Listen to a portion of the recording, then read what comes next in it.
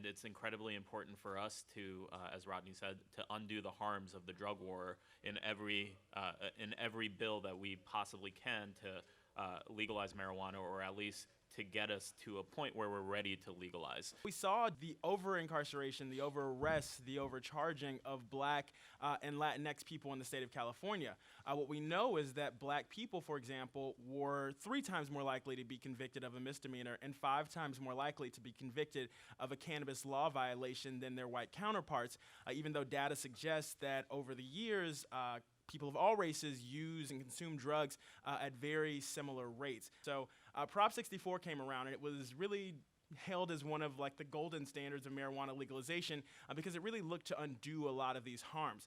So included in Prop 64 were some really novel provisions that allow people with prior cannabis convictions to petition the courts to have those convictions removed from their records or reduced from felony to misdemeanor or misdemeanor to infraction. Prop 64 took an additional step which no other state had done up to this point and which no other state is really poised to do, and that was to resentence people who were incarcerated for cannabis law violations. So people who were in jail or in prison for cannabis law violation could petition to a court to have their sentence either reduced or in some better circumstances be released immediately. So this had the potential in 2016 to affect the lives of over 200,000 people in the state of California. There are about 4,800 collateral consequences that come attached to these convictions. Many of these affect a person's ability to gain employment opportunities.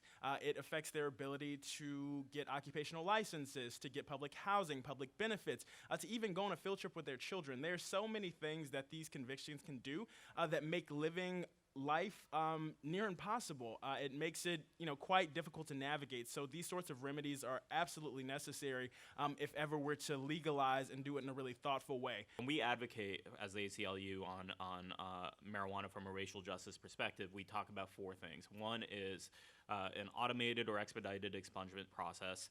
The second is reinvestment of tax revenue into the communities that have been most devastated by the war on drugs. The third is an equitable and diverse marketplace so that we're not creating an industry that's elitist and largely white and wealthy, but and built off the backs of communities of color that have been criminalized, but rather a diverse marketplace that actually looks like the state of New Jersey. And the last is a provision for a limited amount of home grow for personal use so that people who need it and can't participate in the marketplace because they're limited in income or limited in mobility can actually grow their own strains for their own personal use. In terms of expungements, where we're at right now is that in New Jersey we had we led with automated expungements, right? This process where we would want the burden to be on the state to undo the harm rather than on the individual.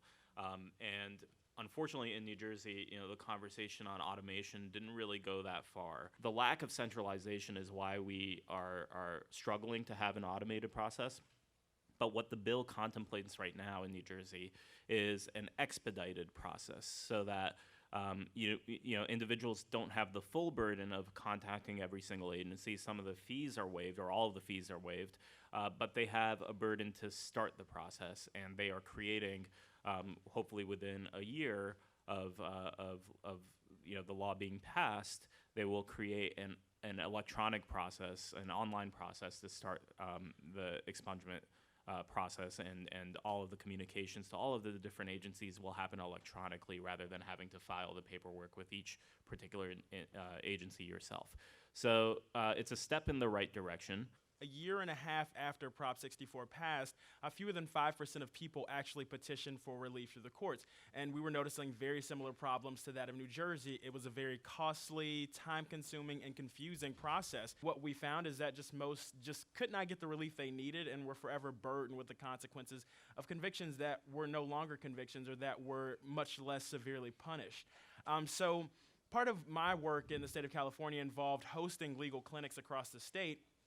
And, and having these interactions with folks who have cannabis convictions, I also learned that many of them also have other convictions for which there is another remedy under state law. So as we, think through legalizing, we have to also be, conscious of the fact that there are other conviction types that perhaps should be given some attention so that folks are not burdened with collateral consequences for those convictions. We did introduce legislation to automate the process, and this legislation ultimately passed, so those 220,000 folks will no longer have to petition the courts on their own. Instead, the state will take the lead on that process. And this is really one of the first of its kind at the state level. But I think now I want to talk a little bit more about the community reinvestment piece and, just the need there. And I want to give it back to Amol quickly just to talk about what can be done with the tax revenue that we generate. I know we want to give priority to people who want to enter the cannabis industry, reducing fees for folks while they try or attempt to obtain licenses, or giving them small grants to start their businesses. But, what about everyone else? What about youth? What about older people? What about other populations of folks who perhaps don't want to enter the cannabis industry right now, but still have been harmed by cannabis prohibition? We have over 560 municipalities in New Jersey. Having a conversation about taxes is really, really difficult because there is a state tax to be levied and potentially a local tax to be levied on cannabis sales. And so everybody has a different opinion about what to do with that money, what the tax rates ought to be, and how to enforce rules and laws that will still criminalize certain cannabis-related activities after legalization is passed. I think there's a little bit of confusion at the municipal level as to what to do with marijuana and cannabis possession right now. As we're gearing towards legalization, what should we be doing to prepare? So this working group that the Attorney General convened brought together a whole bunch of prosecutors, both at the county level, at the state level, at the Attorney General's office, and at the municipal level, a number of police, including the state police, and one public defender, and the ACLU. And we came together to talk about what we can do. And one of the things that was discussed is the Attorney General has a real interest in addressing the collateral consequences of marijuana possession. And the question that we were there to address was how to use prosecutorial discretion in a way that would allow for people to relieve themselves of the burden of collateral consequences from marijuana possession arrests. And what came, long story short, what came of this working group was a set of guidelines that say that prosecutors at the local level have to consider the potential collateral impacts that a single marijuana possession prosecution could have on an individual. And that includes a whole list of things that we sort of charted out together, which include immigration consequences, educational opportunities, economic opportunities, housing consequences, familial consequences, all of the things that burden people with an arrest. And the prosecutors are then charged with figuring out whether or not it's better to amend the charges to something less than a criminal incident, to something that's like maybe a local municipal violation, or to dismiss the charges altogether. And that's a real, material step forward in New Jersey right now. However, what that leads to is an inefficiency in the system where law enforcement, police on the local level are still continuing to arrest people for marijuana, but they are not being prosecuted to the full extent of the law like they were once before. We are having, a state level debate right now, what the right tax level is at the state level, and where the money should go. What we don't want to see happening is for the money to sit in a general fund in Trenton, right? So we want to see in our legislation carve-outs for funds to go to communities like Newark, like Camden, like Trenton, like Jersey City, that have been harmed by the war on drugs, and for it to go to specific services like drug treatment and counseling, right? Like some public education and educational concerns, like some maybe law enforcement tools.